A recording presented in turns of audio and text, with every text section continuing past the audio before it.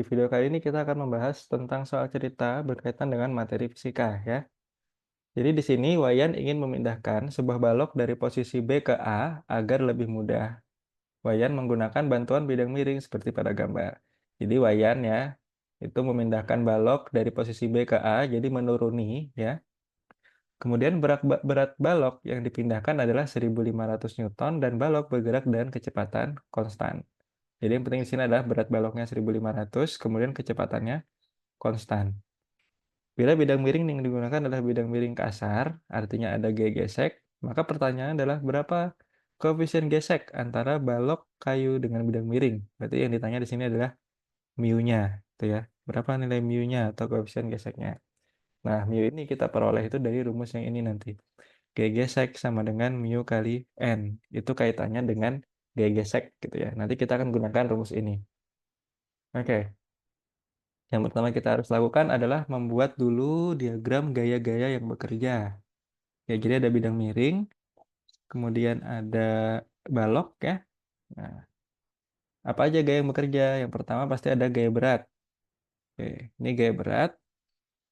Kemudian gaya berat inilah yang menyebabkan si balok ini turun ke bawah. Tapi sebelumnya karena ini bidangnya miring, artinya nanti untuk sumbunya, sumbu X dan sumbu Y juga miring mengikuti bidang miringnya. Berarti ini sumbu X dan ini sumbu Y gitu ya. Nah, yang menyebabkan dia turun itu adalah W pada sumbu X, ya kan? Karena dia bergesernya pada sumbu X. Berarti nanti kita uraikan W ini ke sumbu X dan juga sumbu Y. Nah, tadi sudah ada di sini tetanya, ya. Berarti di sini juga teta nih. Nah, ini teta. Yang besarnya tadi berapa? 60 ya. Oke. Nah, pertama kita uraikan dulu. W-nya ke sumbu Y dulu deh. Berarti tarik dan ini ke sumbu Y. Berarti ini jadi W cos theta. Kenapa cos? Ingat, karena kalau dekat sudut dia menggunakan cos. Kemudian W kita proyeksikan ke sumbu Y. Ke sumbu X. Nah, diperoleh W-nya di sini. Yang ke arah bawah. Nah, ini yang menyebabkan tadi bendanya jatuh atau bergeser ke bawah gitu ya. Ini adalah W sin. Kenapa W sin? Karena jauh dari sudut. Betul ya. Oke. Terus ada gaya apa lagi? Ingat tadi ada bidang miringnya kasar. Sehingga ada gaya gesek. Arah gaya geseknya kemana? Arah gaya gesek itu selalu melawan dari arah gerak benda. Jadi kan arah gerak bendanya adalah menuruni ya. Atau pada sumbu X itu dia ke kiri. Berarti gaya geseknya itu ke kanan. Nah, kanan pada sumbu X gitu ya. Berarti ini sebagai gaya geseknya. Terus ada gaya apa lagi? Ingat gaya antara gaya yang tegak lurus itu ya, antara sentuhan akibat dari sentuhan antara balok dan bidang miring adalah gaya normal. Gaya normalnya berarti kemana? Tegak lurus terhadap bidang. Berarti ke atas sini. Tegak lurus ya. Ini adalah gaya normalnya. Oke, sudah semua ya gaya yang bekerja. Sekarang kita menggunakan hukum Newton ya, yang sigma F itu. Berarti ada sigma Fx dan sigma Fy ya. Sigma Fx dan sigma Fy. Pertanyaan sekarang, ini kita pakai hukum satu atau hukum dua, gitu ya. Oke, kita mulai dari Fy dulu deh. Kita lihat bendanya ini apakah bergerak terhadap sumbu Y atau sumbu X, terhadap sumbu Y, gitu ya. Baik itu ke atas atau ke bawah. Oh, sorry, ubah kata-katanya. Apakah pada sumbu Y, balok ini bergerak? Tidak ya, tidak. Karena dia tidak bergerak kayak gini. Tidak bergerak naik turun gitu. Jadinya, untuk sigma Fy itu yang berlaku adalah hukum 1 Newton. Berarti sigma Fy sama dengan 0 gitu. Kemudian bagaimana untuk sumbu X? Kita lihat di sini bendanya itu kan bergeser ke kiri ya. Di mana dia berada pada sumbu X gitu. Seharusnya mungkin kita bisa menggunakan sigma F sama dengan M kali A.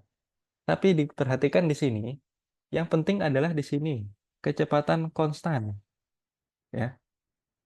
Kalau misalnya kecepatan konstan, artinya kan, eee, percepatannya itu kan nol ya, tidak ada percepatan, sehingga nol jadinya harusnya.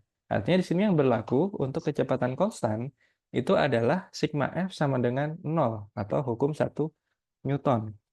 Artinya untuk sigma F-nya, sigma Fx itu sama dengan nol juga, gitu.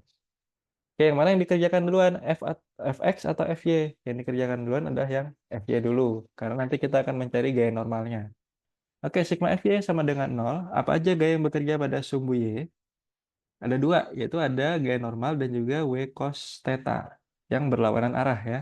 Berarti nanti N dikurang W cos theta sama dengan nol. Berarti N-nya adalah W cos theta atau cos 60 ya. W-nya berapa? 1500. Cos 60 setengah. Maka gaya normalnya adalah 750 Newton. Gitu ya. Oke, selanjutnya kita beralih ke sigma Fx sama dengan nol. Gaya yang bekerja ada apa aja? Ada dua juga, yaitu ada W sin theta dan gaya gesek yang berlawanan arah. Yang ditulis dulu adalah W sin theta karena arahnya searah dengan gerak bendanya. Berarti W sin theta dikurang gaya gesek sama dengan nol. Berarti ini 1500, sin theta adalah setengah akar 3 ya, karena sin 60 dikurang gaya gesek. Oke, gaya gesek itu tadi kan sudah kita tulis ya, bahwa gaya gesek itu adalah mu kali N. Berarti kan ini jadi mu kali gaya normalnya, itu ya, 750. Jadi 750 mu. Dimasukkan, 750 mu sama dengan nol. Kita pindah ruas, 750 mu-nya, berarti 750 mu sama dengan, oh ini dikali nih, 1500 kali setengah, berarti 750 akar 3. Sehingga mu-nya adalah 750 akar 3 dibagi 750. Habis, maka sisanya mu-nya atau koefisien geseknya adalah akar 3. Maka jawaban yang benar adalah yang D.